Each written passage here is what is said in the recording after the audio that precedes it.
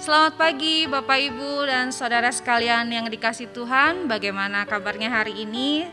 Kita berjumpa kembali dalam ibadah kita pada hari Minggu 5 September 2021 ini.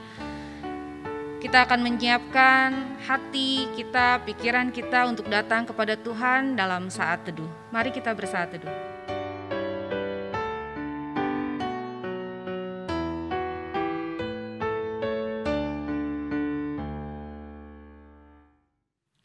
Jemaat yang dikasihi Tuhan, saya undang untuk bangkit berdiri.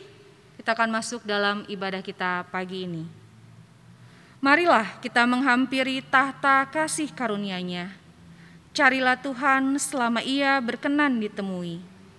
Berserulah kepadanya selama Ia dekat. Sesungguhnya waktu ini adalah waktu perkenanan itu. Sesungguhnya hari ini adalah hari penyelamatan itu. Dengarkanlah panggilannya. Ya Yesus Kristus, kami datang menyembah, sujud dan bersyukur padamu dalam puji-pujian.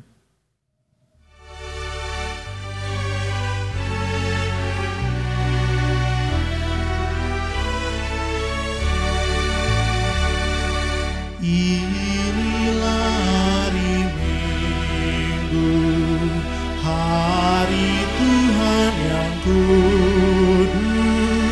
Semua orang percaya bergegas datang ke rumah-Nya.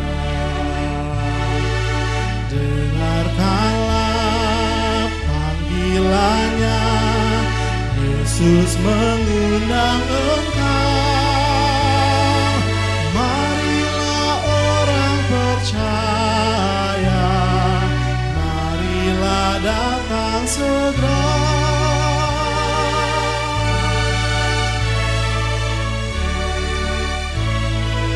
Mari datang padanya, menyembah serta sujud. Mari datang bersyukur atas kasih karunia-Nya. Dengarkanlah panggilan-Nya, Yesus mengundang engkau. Percaya, marilah datang segera.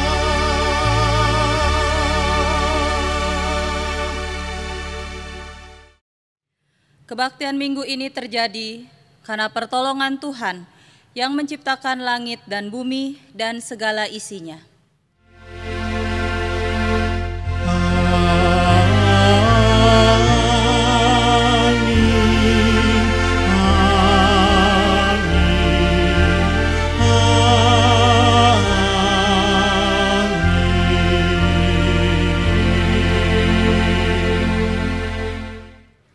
Damai sejahtera dari Allah Bapa dan dari Tuhan Yesus Kristus dalam persekutuan dengan Roh Kudus menyertai saudara sekalian. Dan menyertai saudara juga.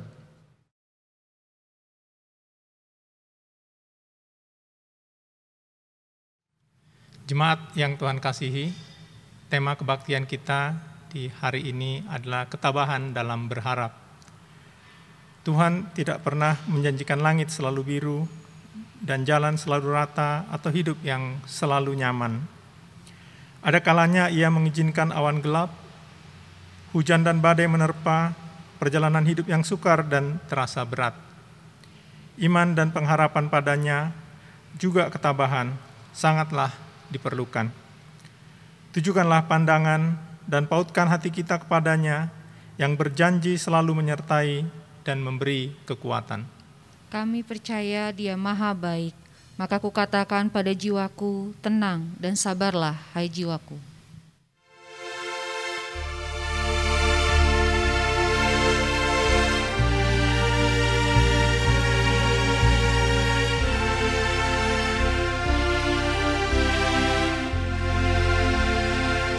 Tenang dan sabar, wahai jiwaku. Tahan derita, jangan mengeluh.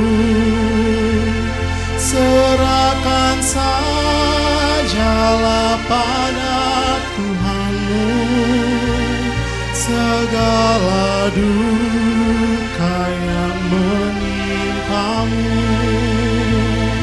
Allah setia tak mengecewakan, yang di naungannya ingin berteduh.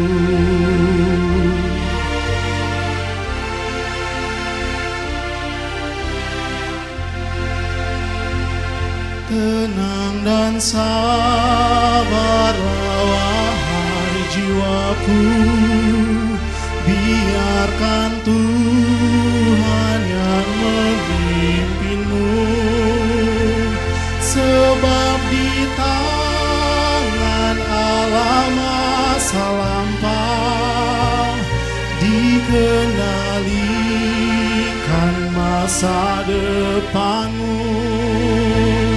Gelombang dahsyat akan menerpamu, karena di bawah kuasa Tuhanmu.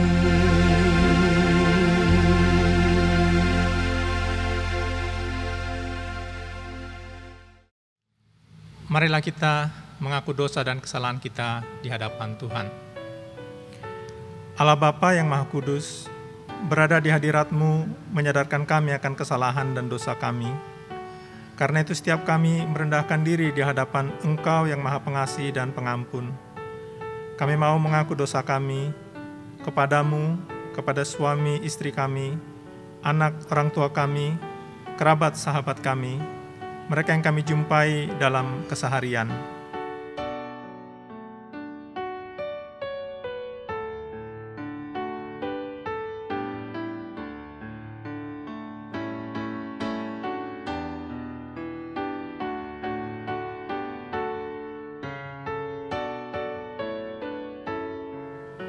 Saat ini secara khusus sebagai gerejamu, kami juga mau mengaku bahwa persoalan dan kesukaran hidup kerap membuat kami gagal merasakan penyertaan-Mu.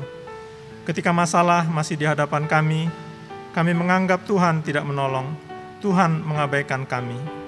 Ampunilah kami ya Tuhan, kami tahu Engkau terus memelihara kami. Meski kami tidak melihatnya, meski kami tidak merasakannya, Tuhan terus bekerja untuk mendatangkan kebaikan bagi kami. Ya Tuhan Yesus Kristus, ampunilah kami. Ya Roh Kudus, kuatkan dan teguhkan kami untuk taat pada pimpinan-Mu. Amin.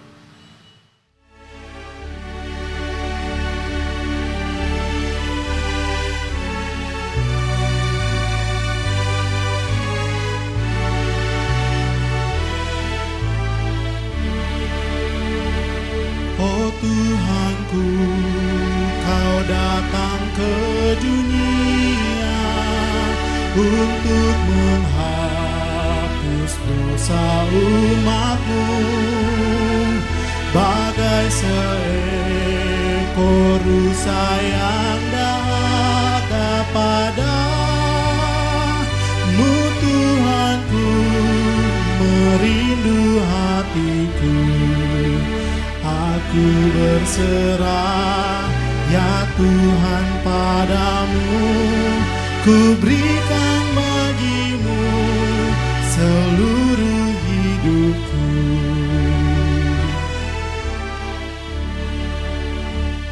Ku bersedih karena tekanan dosa, dan jiwaku terkungkung dalam gelap.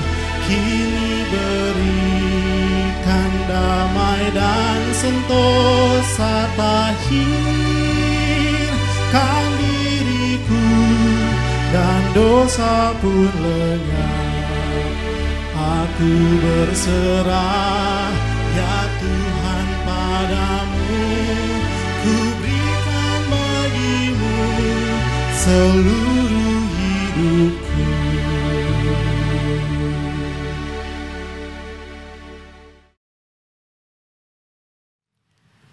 Berita anugerah dari surat Rasul Paulus kepada jemaat di Roma, pasal 6 ayat 10 dan 11.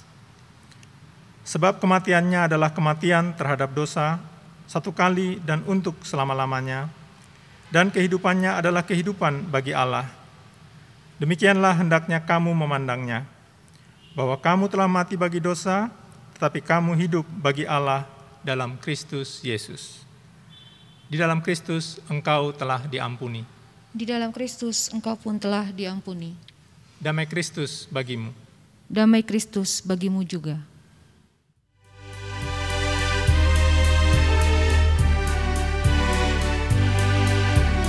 Puji Yesus, pujilah Juru Selamat. Langit bumi maklumkan kasih-Nya. Haleluya, nyanyilah para malaikat. Kuasa hormat berilah kepada-Nya. Selamanya Yesus Gembala kita, siang malam kita didukung-Nya. Puji Dia, beritakan keagungan-Nya.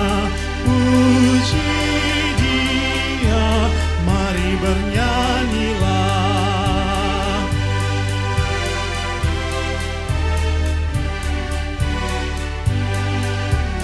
Puji Yesus, pujilah Juru Selamat. Panas salib, dosa dihapus-Nya. Gunung batu dan pengharapan abadi dinyatakan di Bukit Golgota. Haleluya, hilanglah duka cita oleh kuasa kasih setia-Nya. Puji Dia, beritakan keagungan-Nya. Puji Dia, mari bernyanyilah.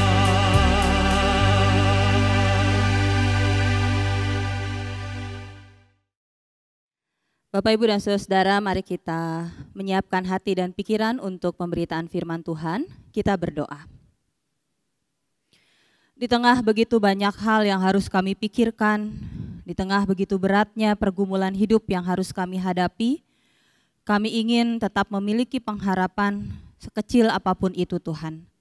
Dan melalui pemberitaan firman Tuhan, kami meyakini dan percaya bahwa Tuhan sedang berbicara kepada kami, menguatkan dan menghibur kami, sehingga pengharapan itu tetap ada dan kami dimampukan untuk melewati setiap persoalan dan kami menjadi pribadi-pribadi yang lebih tangguh dan tabah di dalam pengharapan bersama dengan Engkau.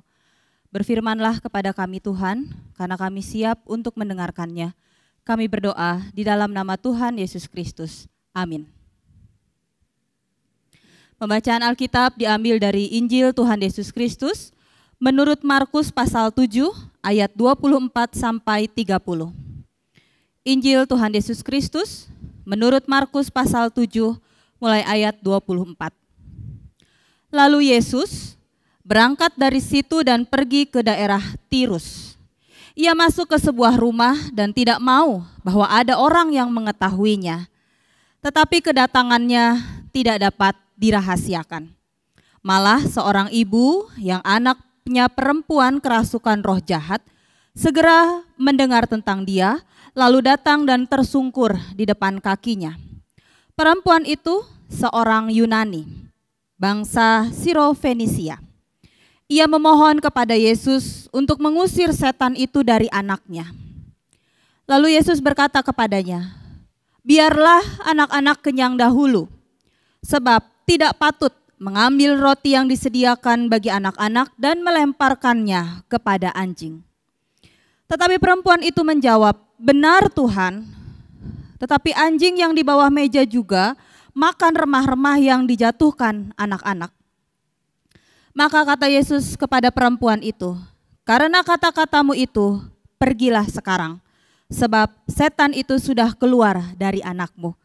Perempuan itu pulang ke rumahnya, lalu didapatinya anak itu berbaring di tempat tidur, sedang setan itu sudah keluar. Demikianlah Injil Yesus Kristus.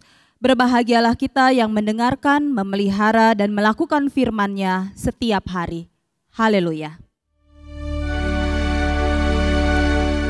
Haleluya, haleluya, haleluya.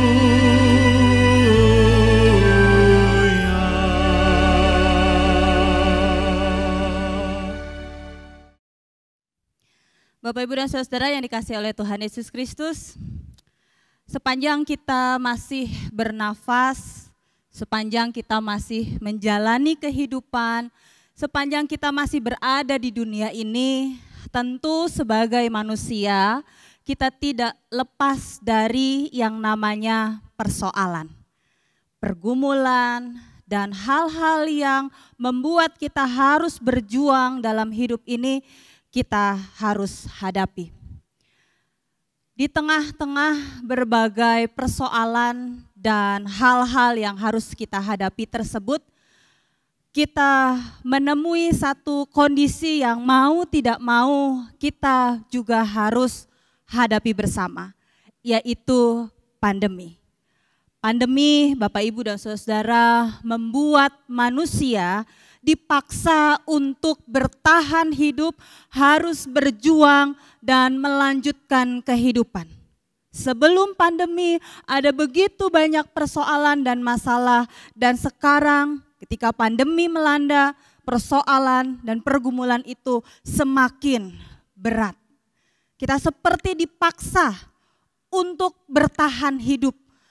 Kita seperti dipaksa untuk harus berjuang terus-menerus dan melanjutkan kehidupan. Pandemi membuat manusia, orang-orang harus berada dalam kondisi yang seperti ini. Bahkan di tengah-tengah kesulitan tersebut ada banyak orang, mungkin Bapak, Ibu, dan Saudara juga mengalami, harus merasakan kehilangan segala hal.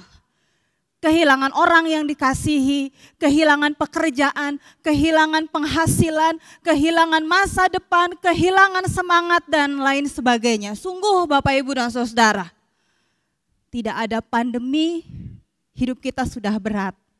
Ditambah dengan pandemi dan kenyataan realita bahwa ada banyak hal-hal yang menyakitkan, penderitaan, kehilangan, membuat hidup ini semakin seolah tidak ada lagi harapan. Mereka atau kita yang kehilangan ini harus berjuang, harus bertahan, harus melanjutkan kehidupan lebih kuat, lebih berat lagi. Sampai kapan Bapak, Ibu, dan Saudara kita harus berada dalam perjuangan seperti ini? Tidak ada yang tahu, tidak ada yang dengan jelas dan pasti mengetahui kapan hal seperti ini akan berakhir. Dan dalam perjuangan yang seperti ini Bapak, Ibu, dan Saudara, pengharapan menjadi semacam bensin yang akan menggerakkan semangat untuk terus bergerak dan berjuang. Pengharapan menjadi semacam sumber tenaga, bara yang harus kita pelihara supaya kita punya kekuatan lagi, supaya kita punya semangat untuk terus berjalan, untuk terus menyelesaikan apa yang harus diselesaikan, menghadapi apa yang harus dihadapi. Tapi Bapak, Ibu, dan Saudara, pertanyaannya adalah, apa ukuran pengharapan yang harus dimiliki dalam menghadapi perjuangan hidup ini?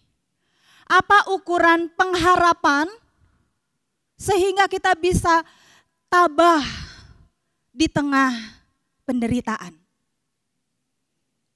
Apakah pengharapan itu harus besar? Apakah pengharapan itu cukup, kecil, atau seperti apa?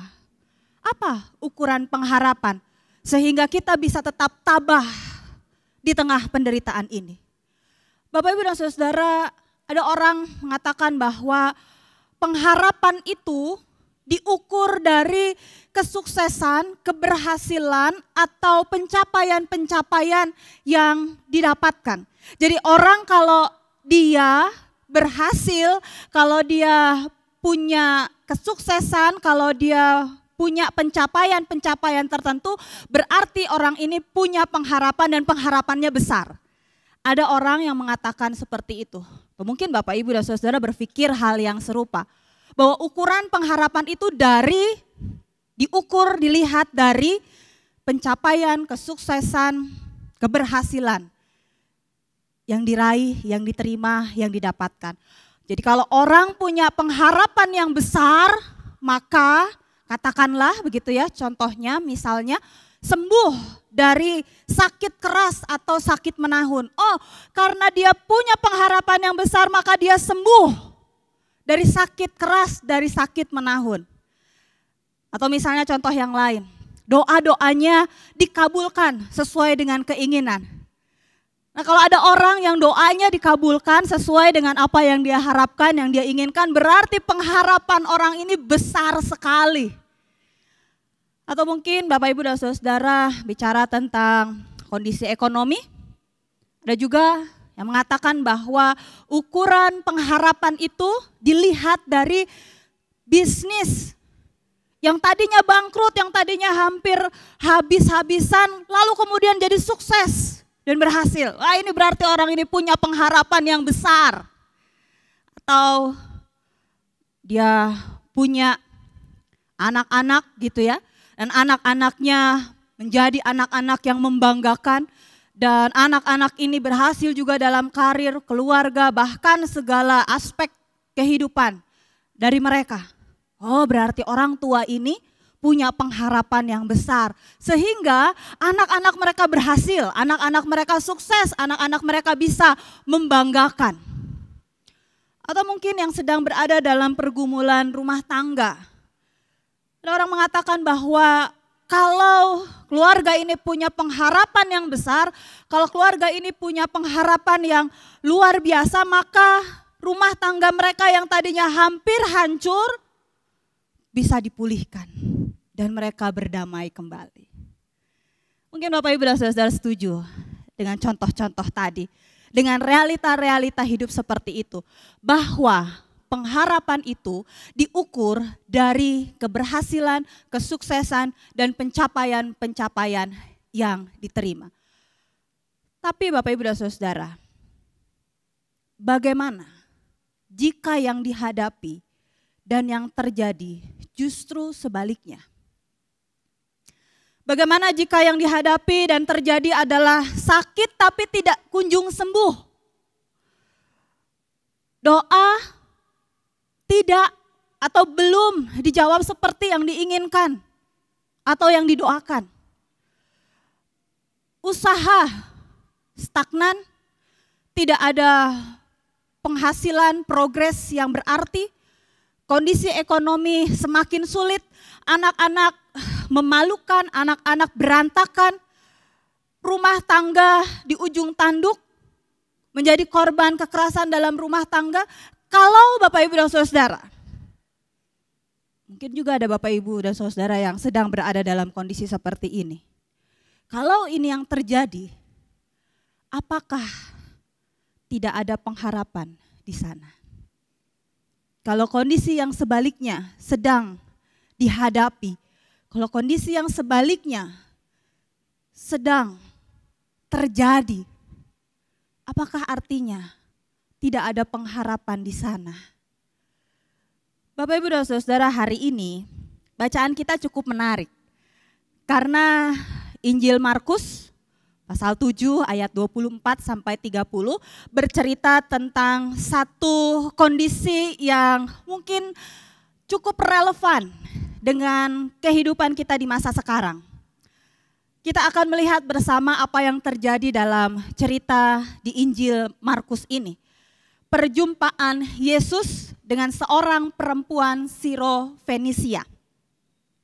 Dan mari kita melihat bacaan ini, cerita ini dari perspektif pertanyaan teologis pengharapan seperti apa yang dimiliki oleh perempuan Sirofenisia yang membuat Yesus mau menolongnya.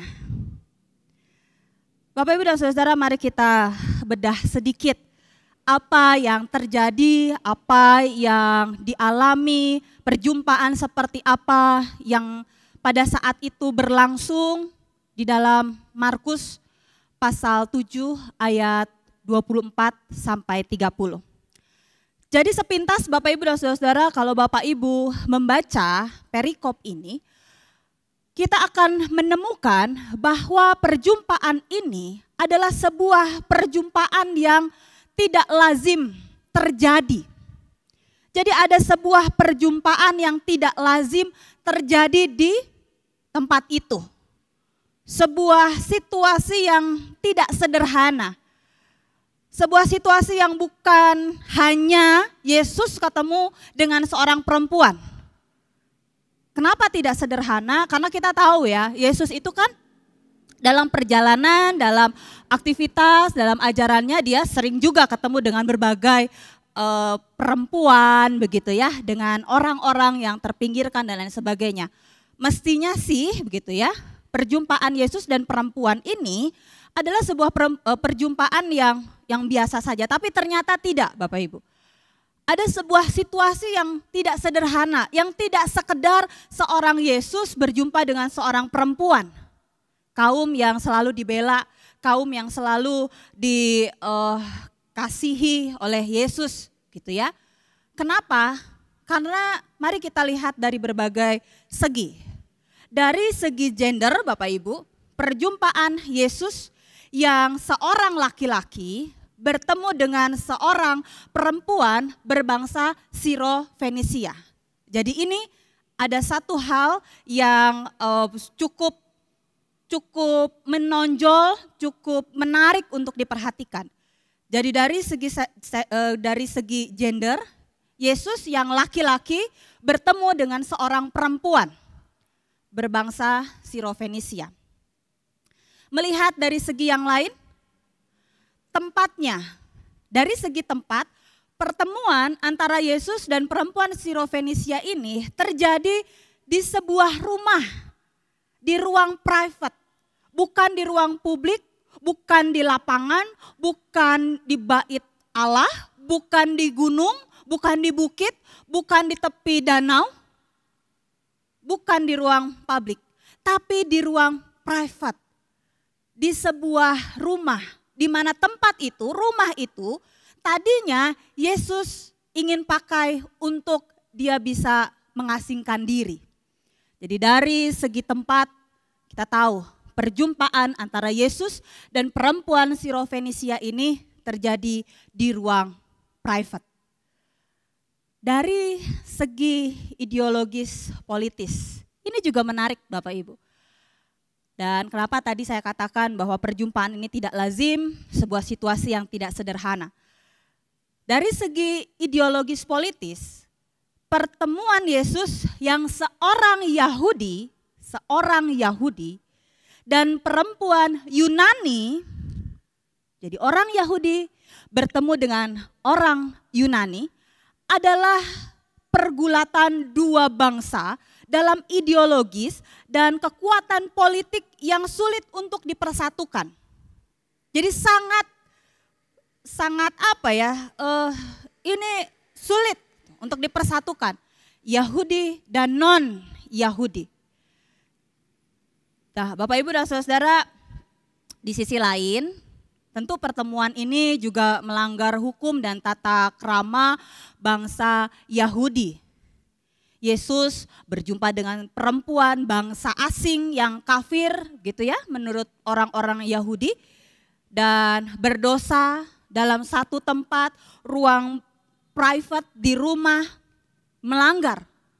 Apalagi kalau Bapak Ibu memperhatikan sebelumnya Yesus berbicara tentang adat istiadat dan peraturan perintah Allah dan adat istiadat Yahudi. Jadi inilah kekompleksitasan yang dialami, yang terjadi dalam perjumpaan Yesus dengan perempuan Sirofenisia. Tapi dalam perjumpaan kondisi yang seperti ini, perempuan ini memiliki pengharapan bahwa Yesus sanggup memulihkan anaknya yang pada saat itu kerasukan setan. Ada sebuah pengharapan yang mendorong perempuan ini untuk berlari, untuk menemui Yesus, tersungkur dan memohon pertolongan kepada Yesus. Dampak yang mungkin juga akan dihadapi oleh perempuan Sirofenisia ini setelah dia berjumpa dengan Yesus adalah tentu apa kata orang. Apa kata norma masyarakat, apa kata adat istiadat pada saat itu. Jadi Bapak Ibu dan Saudara, perempuan ini berhadapan dengan situasi dan kondisi yang sangat berat.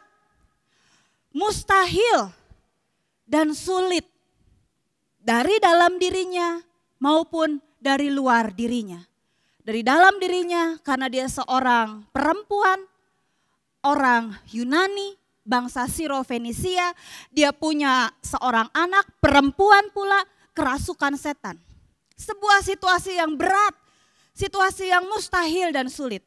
Di luar dirinya dia berhadapan dengan norma masyarakat. Masa seorang laki-laki berjumpa dengan perempuan dalam sebuah rumah? Apalagi laki-lakinya dari bangsa Yahudi dan perempuan ini orang non-Yahudi. Kita lihat Bapak Ibu. Perempuan ini berhadapan dengan situasi dan kondisi yang sangat berat. Mustahil dan sulit. Baik dari dalam dirinya maupun juga dari luar dirinya. Ditambah lagi Bapak Ibu dan Saudara ketika dia dengan sungguh-sungguh datang kepada Yesus. Dia tersungkur dan memohon kepada Yesus untuk dipulihkan anaknya. Yesus menjawab, merespon apa yang diinginkan perempuan itu dengan perkataan, biarlah anak-anak kenyang dahulu, sebab tidak patut mengambil roti yang disediakan bagi anak-anak dan melemparkannya kepada anjing. Mari bayangkan Bapak Ibu. Mari kita membayangkan situasi yang terjadi pada saat itu. Mari membayangkan kalau kita berada dalam posisi perempuan Sirofenisia itu.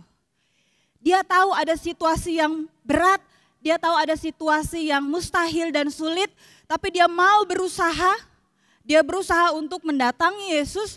Dan ketika dia meminta sesuatu kepada Yesus, Yesus justru mengatakan, biarlah anak-anak kenyang dahulu. Sebab tidak patut mengambil roti yang disediakan bagi anak-anak dan melemparkannya kepada anjing. Bapak Ibu dan Saudara, kalau kita menerima kalimat seperti ini dalam kondisi seperti perempuan Sirofenisia, apa yang Bapak Ibu akan lakukan? Saya ini lagi berbeban berat, kok Yesus ngomong seperti itu? Kok Yesus bicara sesuatu yang terdengarnya kasar, melemparkannya kepada anjing? Apakah betul Yesus menyamakan perempuan ini dengan anjing? Kita lihat Bapak Ibu. Kita bedah terminologi kata anjing yang dipakai dalam bacaan kita hari ini. Jadi kalau kita lihat bahasa aslinya, yaitu bahasa Yunani, kata anjing itu dipakai kata kuon. Ya, dalam bahasa Yunani, kuon itu dipakai untuk menjelaskan arti kata anjing. Ya, dan kuon itu punya makna binatang liar di jalanan yang tidak bertuan, begitu ya. Jadi itu makna kata kuon, kata anjing yang ada dalam bahasa Yunani yang dipakai di Alkitab. Binatang liar di jalanan yang tidak bertuan. Biasanya kata kuon ini dipakai untuk menjuluki orang atau bangsa non-Yahudi. Ya, jadi kita lihat bersama bahwa orang-orang Yahudi ya di zaman itu menganggap orang-orang non-Yahudi itu dijuluki ya, menganggap mereka itu kan lebih rendah, mereka dianggap berdosa, kafir dan seterusnya, sehingga dijuluki dengan kata anjing. Yang tadi artinya adalah binatang liar di jalanan yang tidak bertuan. Pakai kata kuon. Nah, Yesus, Bapak Ibu dan Saudara, dia memakai kata turunannya dari kata kuon itu. Ya, kalau kita lihat bersama-sama bagian akhir dari perkataan Yesus ini, dia memakai kata yang seperti ini ya, kunoriosis. Apa itu kunoriosis? Jadi kunoriosis itu bentuk diminutif makna kecil dari kata kuon. Yang artinya tetap anjing, tetapi anjingnya ini bukan anjing liar di jalanan, tapi anjing kecil, anjing rumahan yang disayang sebagai binatang peliharaan begitu ya. Jadi sangat berbeda sekali. Kalau bangsa atau orang-orang Yahudi memakai kata kuon ya untuk menjuluki orang-orang non-Yahudi sebagai bangsa yang rendah begitu ya, kuon, binatang liar di jalanan tidak bertuan. Yesus memakai turunan dari kata kuon yaitu kunoriosis yang artinya anjing-anjing rumahan, anjing-anjing peliharaan ya. Jadi inilah kata anjing yang dipakai oleh Yesus, bukan kuon tapi kunoriosis atau kunarion. Dan kata kunoriosis atau kunorion ini merupakan ciri khas dari belas kasihan, dari rasa cinta kasih. Sama seperti kalau Bapak Ibu di rumah punya binatang peliharaan begitu ya, sebuas apapun jenisnya kalau dia disayang, wah itu akan jadi jinak dan sangat sangat nyaman sekali kita untuk bersama-sama dengan binatang peliharaan itu. Nah inilah, kata inilah yang dipakai oleh Yesus. Jadi kita lihat bersama-sama bagaimana Yesus memanggil atau menyebutkan kata anjing itu dalam konteks bahwa orang-orang non-Yahudi juga adalah orang-orang yang dikasihi oleh Allah. Ada rasa belas kasihan di sana. Yesus menghilangkan sengatan yang ada dalam kata kuon, dan perempuan ini merasakan bedanya. Oh, aku dipanggil bukan dengan kata kuon, tetapi kata kunoriosis tadi. Oh, berarti aku ini walaupun memang gitu ya, walaupun memang aku anjing gitu ya, tetapi beda jenisnya. Dan perempuan itu merasakan perbedaannya. Oleh karena itu, Bapak Ibu, perempuan ini kemudian menjawab apa yang dikatakan Yesus. Benar Tuhan, tetapi anjing yang di bawah meja juga makan remah-remah yang dijatuhkan anak-anak. Ada sebuah argumentasi yang diungkapkan perempuan ini kepada Yesus, Bapak Ibu. Tuhan Yesus kendati menggunakan istilah anjing gitu ya, kunorion, yang diperuntukkan untuk dirinya, perempuan ini tetap memohon belas kasihan. Kenapa? Karena dia melihat ada harapan. Perempuan ini mengatakan, benar Tuhan, tetapi anjing yang di bawah meja juga makan remah-remah yang dijatuhkan anak-anak. Perempuan ini melihat bahwa ada sedikit harapan yang disampaikan oleh Yesus. Perempuan ini mengatakan, oke Tuhan, aku nggak akan minta roti yang besar itu untuk anak-anakmu. Nggak apa-apa, aku yang remah-remah aja. Kalaupun aku adalah kunorion, kalaupun aku adalah anjing-anjing kecil, anjing-anjing peliharaan, aku nggak akan minta rotinya yang besar itu. Dapat remah-remah pun itu sudah luar biasa. Perempuan ini tahu bahwa mungkin tidak pantas baginya untuk menerima pertolongan Tuhan karena dia bukan orang Yahudi. Tapi dia melihat bahwa sebagai seorang tuan yang memiliki kunorion tadi, masa sih anjing peliharaan yang disayangnya tidak diberi makan, even cuman remah-remah kecil yang jatuh dari meja. Disinilah pengharapan perempuan itu muncul. terhadap kenyataan yang ada, dia tahu bahwa tidak mungkin pertolongan yang besar itu diberikan kepadanya karena dia bukan orang Yahudi. Terhadap kenyataan yang seperti ini, perempuan Sirofenisia ini tidak membela diri atau tidak tersinggung dengan apa yang dikatakan Yesus yang menyebut dia sebagai kunorion itu atau kunoriosis. Tapi sebaliknya, dia melihat, oh ada pengharapan di sana. Nanti kalau anak-anaknya sudah kenyang, pasti akan dikasih kami-kami ini. Kalaupun aku bukan prioritas dari bangsa yang akan diberikan pertolongan, tapi secercah pengharapan itu diberikan oleh Yesus. Sehingga dia bilang, benar Tuhan. Ada secercah pengharapan yang dirasakan perempuan itu terhadap perkataan Yesus. Harapan itu kecil, hampir mustahil. Tapi perempuan itu yakin bahwa ia akan mendapatkan pertolongan itu. Kapan disembuhkan, bagaimana itu terjadi, dia tidak memikirkan. Tapi satu hal yang menjadi pegangan dia adalah bahwa kunorion ini, anjing-anjing kecil, anjing-anjing yang diberi belas kasihan ini pasti akan diberi makan.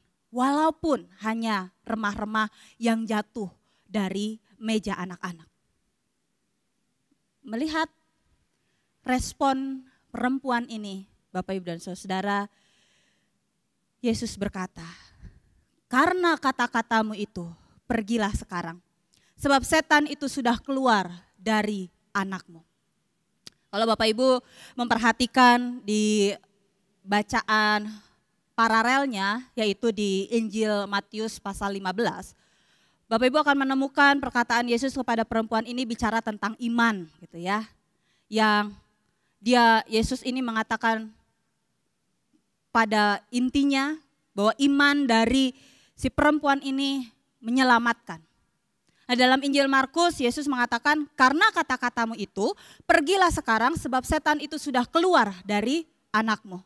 Dan begitu perempuan itu pulang, dia mendapati anaknya sedang berbaring di tempat tidur dan setannya sudah keluar, sudah pulih kembali. Bapak Ibu dan Saudara yang dikasihi oleh Tuhan Yesus Kristus, kita melihat bersama bagaimana pengharapan yang dimiliki oleh perempuan Sirofenisia ini membuat dia tabah, membuat dia melihat sesuatu yang lebih besar dari sekedar supaya Tuhan mengabulkan permohonannya. Bicara tentang ketabahan, di dalam Alkitab Bapak Ibu dipakai kata hupomone untuk menjelaskan kata ketabahan. Dan 31 kali kata hupomone itu dipakai untuk kembali menjelaskan ketabahan itu seperti apa. Hupomone secara literally-nya gitu ya, diartikan sebagai to remain under, berada di bawah. Ya, jadi hupomone itu bisa diartikan sebagai bertahan, ketabahan, ketekunan. Dan hupomone atau ketabahan itu sendiri adalah sebuah kualitas karakter yang tidak mengizinkan seseorang untuk menyerah pada keadaan atau menyerah di bawah cobaan. Dan itulah yang diperlihatkan seorang perempuan Sirofenisia. Kenapa? Karena dia tahu bahwa ada hal yang harus dia perjuangkan. Hupomone, ketabahan itu bukan sekedar sebuah kesabaran yang pasif. Ya udahlah sabar aja, nanti Tuhan tolong tepat pada waktunya, indah pada waktunya, kamu tabah saja. No Bapak Ibu, hupomone itu tidak hanya bicara soal kesabaran yang pasif. Hupomone, ketabahan adalah sebuah sikap aktif yang bersedia berjalan maju, memperjuangkan apa yang diyakini sebagai kebenaran. Perempuan Sirofenisia ini tahu kebenarannya, bahwa Allah mengasihi semua bangsa. Sekalipun kata anjing yang dipakai, tapi kata anjing yang dipakai itu adalah bukan anjing liar yang tidak bertuan itu, tapi anjing peliharaan, anjing rumahan yang tetap diberikan belas kasihan. Ketabahan bukanlah sebuah laku batin yang dinikmati di dalam kenyamanan hidup atau sebuah cara untuk menghindari kerumitan dunia. Udah tabah aja, sabar aja, tapi tidak melakukan sesuatu. Bukan Bapak Ibu. Ketabahan sungguh bermakna dan bertumbuh subur bahkan ketika justru berada di bawah penderitaan dan tekanan hidup. Sebuah kualitas karakter yang tidak mengizinkan seseorang untuk menyerah pada keadaan atau menyerah di bawah cobaan. Bapak, Ibu, dan Saudara yang dikasihi oleh Tuhan Yesus Kristus, dalam kehidupan kita, seperti di awal tadi dikatakan, ada banyak realita, kondisi-kondisi, keadaan-keadaan yang pada saat ini kita harus hadapi, yang mungkin ingin sekali kita hindari. Bicara tentang ketabahan dalam berharap dan melihat apa yang dilakukan oleh perempuan Sirofenisia, kita semakin mengerti apa artinya ketabahan dalam berharap. Justru di dalam penderitaanlah ketabahan iman berkembang dan berbuah. Dan kata kunci dari ketabahan adalah tindakan aktif, berjalan maju, memperjuangkan yang diyakini sebagai kebenaran, bertumbuh dalam penderitaan dan tekanan hidup. Dan itu semua dilakukan oleh perempuan Sirofenisia. Dan lihatlah, sekalipun nampaknya pada saat itu tidak ada lagi harapan. Walaupun nampaknya pada saat itu Yesus tidak peduli. Bahkan mungkin terdengarnya Yesus mengatakan sesuatu yang kasar. Tapi perempuan ini tetap memiliki pengharapan. Perempuan Sirofenisia menunjukkan ketabahan itu. Dia memiliki pengharapan yang membuatnya tidak mau menyerah. Dia memperjuangkan apa yang dia yakini sebagai kebenaran. Dan dia tidak peduli dengan pandangan orang lain. Yang dia pedulikan adalah keyakinan bahwa dia tahu Yesus pasti akan menolongnya. Sekalipun nampaknya tidak ada harapan sedikit pun. Bapak, Ibu, dan Saudara, mari kita melihat kehidupan kita masa kini. Mungkin ada di antara Bapak, Ibu, dan Saudara yang pada saat ini sedang bergumul dengan begitu berat dan keras. Gak ada harapan untuk sembuh. Ada dalam trauma yang menakutkan. Tidak ada kesempatan untuk bisa berkembang. Dan lain sebagainya. Belajarlah dari pengharapan yang dimiliki oleh perempuan Sirofenisia ini, Bapak Ibu. Dia yakin Yesus menolong. Sekalipun nampaknya tidak ada harapan sedikit pun. Dia tahu kebenaran yang harus dia pegang. Bahwa Allah mengasihi dan kasihnya akan dinyatakan sesuai dengan cara dia. Jadi Bapak, Ibu, dan Saudara, selalu ada jalan keluar di setiap kesulitan dan pergumulan yang dihadapi. Asalkan memiliki pengharapan. Dan dari pengharapan itulah kita dimampukan untuk menjadi orang-orang yang terus tabah, berjalan maju, tahu memperjuangkan apa yang diyakini sebagai kebenaran dan tidak pernah menyerah. Apapun kondisi yang Bapak Ibu sedang hadapi saat ini, mari berjalan bersama Yesus. Mari berjalan bersama dengan Allah. Karena walaupun nampaknya tidak ada harapan sedikit pun, Allah tetap memberikan pertolongan kepada kita sesuai dengan caranya. Mari kita berdoa. Mungkin menyesakan bagi kami Tuhan, ketika kami menaruh pengharapan kami begitu besar terhadap pertolongan-Mu, dan Engkau seakan diam saja. Mungkin menyesakan bagi kami Tuhan, bahwa kami memiliki pengharapan yang besar bahwa Engkau akan menolong, tetapi nyatanya kehidupan kami semakin sulit dan pergumulan demi pergumulan terus kami harus hadapi. Atau mungkin sebaliknya, kami tidak memiliki harapan sebesar apapun itu Tuhan. Nampaknya pengharapan kami sudah mulai pudar dan mati. Persoalan, pergumulan datang silih berganti dan kami tidak siap untuk menghadapinya. Tapi kami mau belajar dari apa yang perempuan Sirofenisia ini sudah lakukan dan tunjukkan. Dia menunjukkan ketabahannya. Dia tahu bahwa ada kebenaran yang dia harus perjuangkan. Ada satu sikap iman yang dia tunjukkan dan dia aktif melakukan hal itu. Maka kami pun mau melakukan hal yang sama. Sekalipun nampaknya harapan itu tidak ada, tapi kami percaya bahwa Tuhan akan menolong dengan cara Tuhan, entah kapan itu. Biarlah kami dikuatkan terus untuk memiliki pengharapan.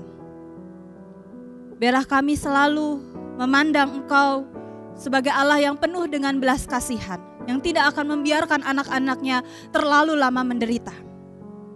Dan biarlah kami memiliki ketabahan dan kekuatan iman di dalam Engkau, karena kami tahu Engkau adalah Allah yang maha baik. Biarlah pengharapan ini ada terus di dalam hati kami dan membuat kami semangat untuk melanjutkan kehidupan di tengah-tengah kondisi yang saat ini sedang kami hadapi. Terima kasih Tuhan. Amin.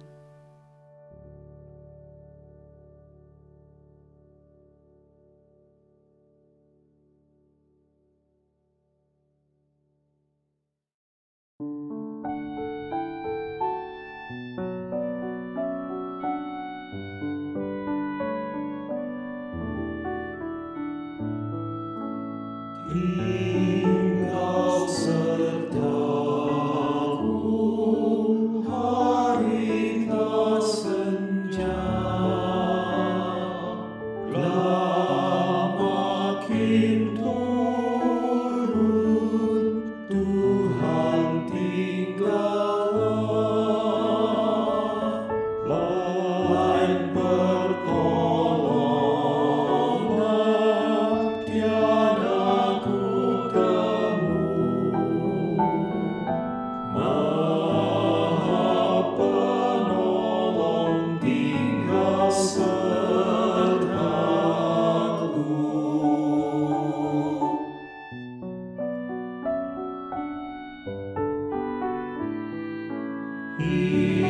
Hidupku surut aja mendekat, nikmat duniawi hangat melenyap. Tiada yang tahan, tiada yang teguh.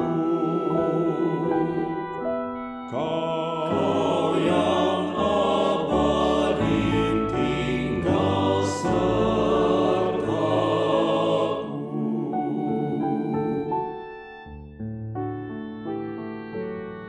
Aku perlukan Dikau tiap jam, dalam cobaan Kaulah ku pegang.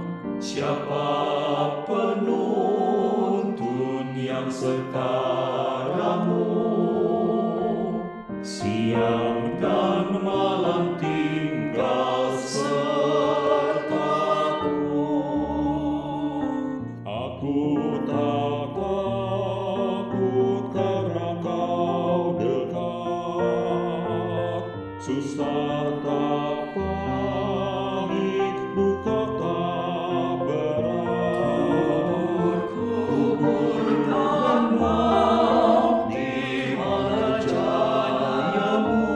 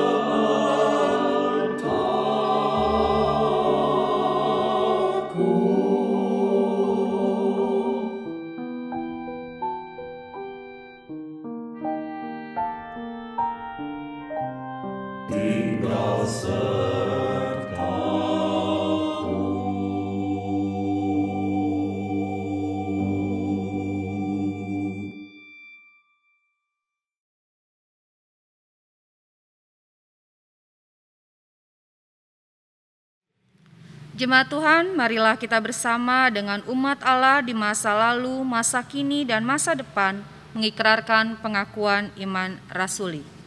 Aku percaya kepada Allah, Bapa yang Maha Kuasa, Khalik langit dan bumi, dan kepada Yesus Kristus, Anak yang tunggal Tuhan kita, yang dikandung dari Roh Kudus, lahir dari anak darah Maria, yang menderita sengsara di bawah pemerintahan Pontius Pilatus, disalibkan, mati dan dikuburkan, turun ke dalam kerajaan maut.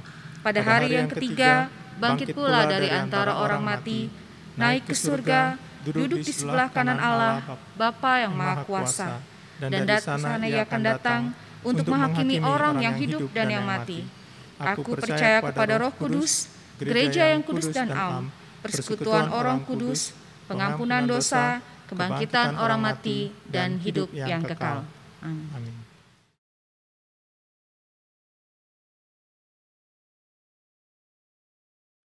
Bapak, Ibu, dan Saudara, mari kita bersatu menaikkan doa-doa syafaat kita. Di luar sana Tuhan, kami tahu ada banyak orang yang sedang mengalami kesulitan, kesusahan, bahkan penderitaan. Di luar sana, di sekitar kami menemukan dan kami melihat tidak sedikit orang yang terus bergumul dengan segala hal yang harus mereka selesaikan. Maka Tuhan, pada saat ini kami ingin mendukung mereka di dalam doa. Biarlah mereka yang sedang berada dalam perjuangan hidup ini, Tuhan berikan pengharapan dan ketabahan sehingga mereka dimampukan untuk menyelesaikan setiap persoalan hidup mereka bersama-sama dengan Engkau. Kami tahu Tuhan bahwa Engkau adalah Allah yang maha baik, yang akan terus menjaga, melindungi, serta menyertai setiap orang yang memiliki pengharapan di dalam Engkau. Sama seperti Tuhan menyertai dan menolong kami meyakini dan percaya penyertaan dan pertolongan Tuhan pun akan dirasakan dan didapatkan oleh teman-teman, sahabat, dan orang-orang yang ada di sekeliling kami, yang di dalam kehidupan mereka sedang bergumul begitu berat, bahkan hampir kehilangan pengharapan. Inilah doa kami Tuhan, kami menutupnya dengan doa yang Tuhan Yesus ajarkan. Bapa kami yang di surga, dikuduskanlah namamu, datanglah kerajaan-Mu, jadilah kehendak-Mu, di bumi seperti di surga. Berikanlah kami pada hari ini makanan kami yang secukupnya, dan ampunilah kami akan kesalahan kami, seperti kami juga mengampuni orang yang bersalah kepada kami. Dan janganlah membawa kami ke dalam pencobaan, tetapi lepaskanlah kami daripada yang jahat. Karena Engkaulah yang empunya kerajaan dan kuasa dan kemuliaan sampai selama-lamanya. Amin.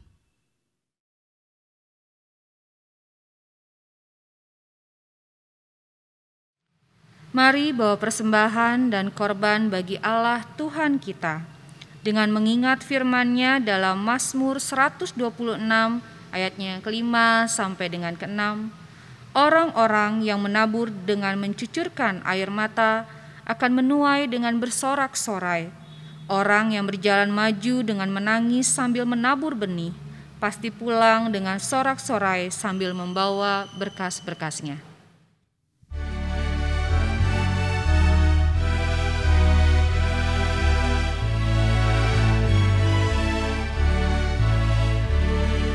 Bila topan kas melanda hidupmu, bila putus asa dan letih lesu, berkat Tuhan satu-satu hitunglah, kau niscaya kagum oleh kasih-Nya. Berkat Tuhan mari hitunglah, kau kan kagum oleh kasih-Nya. Berkat Tuhan mari hitunglah, kau niscaya kagum oleh kasih-Nya.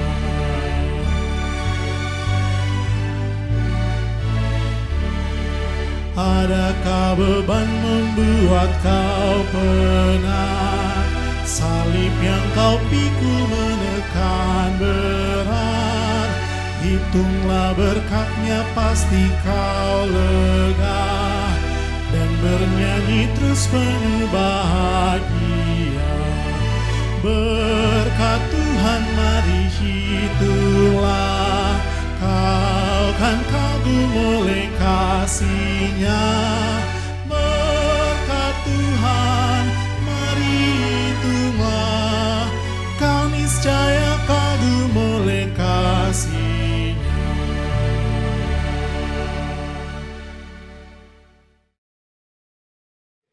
Mari kita membawa persembahan kita di dalam doa.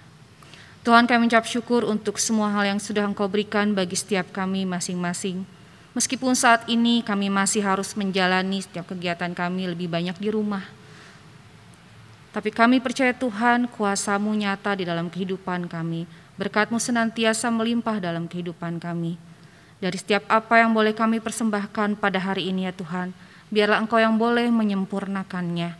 Dan biarlah itu boleh menjadi satu bekal untuk juga kehidupan bagi pelayanan-Mu di gereja GKI Maulana Yusuf ini.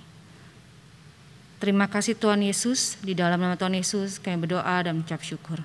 Amin.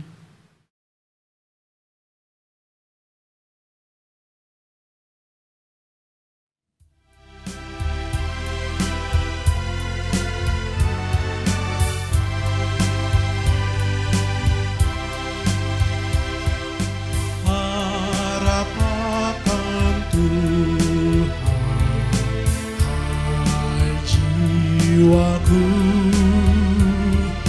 Dia perlindungan dalam susahmu. Jangan resah, tabah berserah, karena habis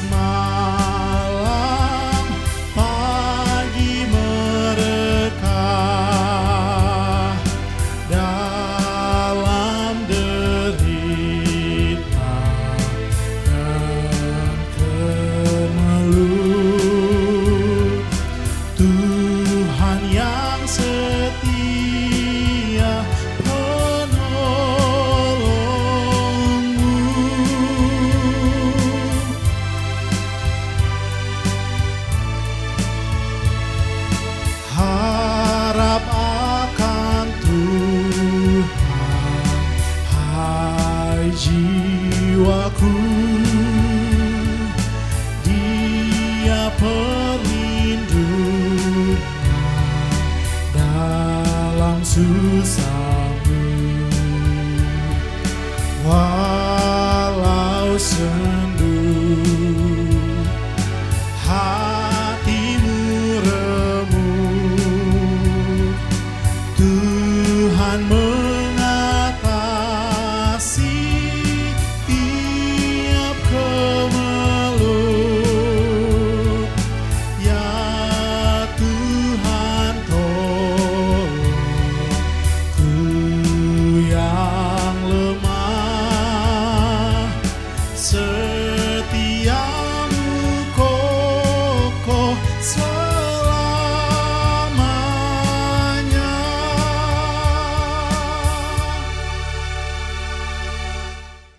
Arahkanlah hatimu kepada Tuhan. Kami mengarahkan hati kami kepada Tuhan. Jadilah saksi Kristus. Syukur kepada Allah. Terpujilah Tuhan. Kini dan selamanya. Terimalah berkat Tuhan. Kasih karunia dan damai sejahtera Allah menyertaimu. Janganlah takut, sebab aku menyertai engkau. Janganlah bimbang, sebab aku ini Allahmu. Aku akan meneguhkan engkau. Aku akan memegang engkau dengan tangan kananku yang membawa kemenangan. Amin. Haleluya, haleluya, haleluya, haleluya, haleluya, amin, amin, amin.